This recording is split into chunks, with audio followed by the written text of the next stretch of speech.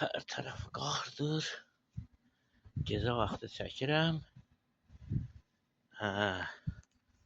Bakıya güclü qar, çovğun. Amma hava təmizdir. Bax, həqiqətləri çəkirəm. Çovğun, qar. Təmiz hər tərəfi qar bölür. Qapının altına qədər.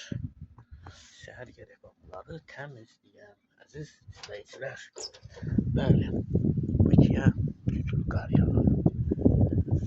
Bakıya qar yağıb hər tərəf. Aha, bax, ürəyimiz parlasın. Pambıq da yatıb.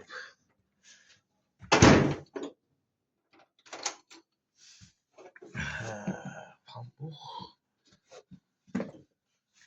Pambıq. Hələ, bax.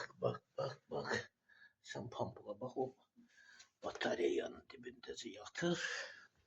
Konada yatırdı, konanı. Mən gəldim, şunları yandırım. Konaya da gülləri düzdük. Pambıq yatsın. Mən keçim konaya.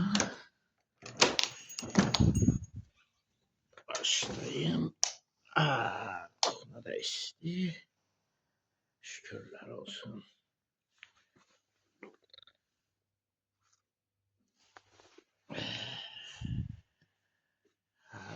Böyle.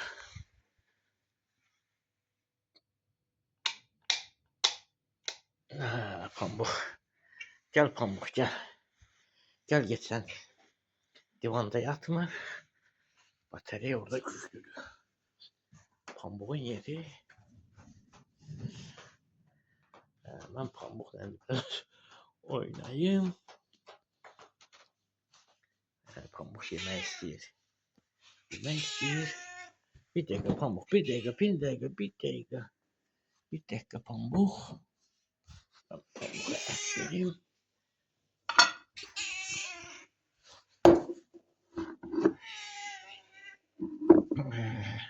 Gel Pambuk, gel. Gel Pambuk, gel. Gel sana. Yemeğini verin bak burada. Bak Pambuk bu kurtların üstüne yatır. Pambuk gel. Pambuk'un yeri burada. Batarya. Al. Yer orada. Orada da batarya yanlar istedi. Yatır Pambuk. Harada yatırsa orada yatır. Bağlayayım ama yine bu kapını açacak. Mən isə başlayayım yaradıcılığıma. Tak. Çölü çəkə bilsəm.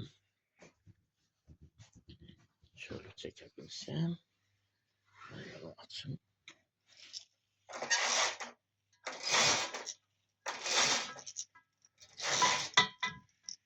Yox, buz bağlayı. Göstərmədi ekran. Ekran göstermedi. Neyse.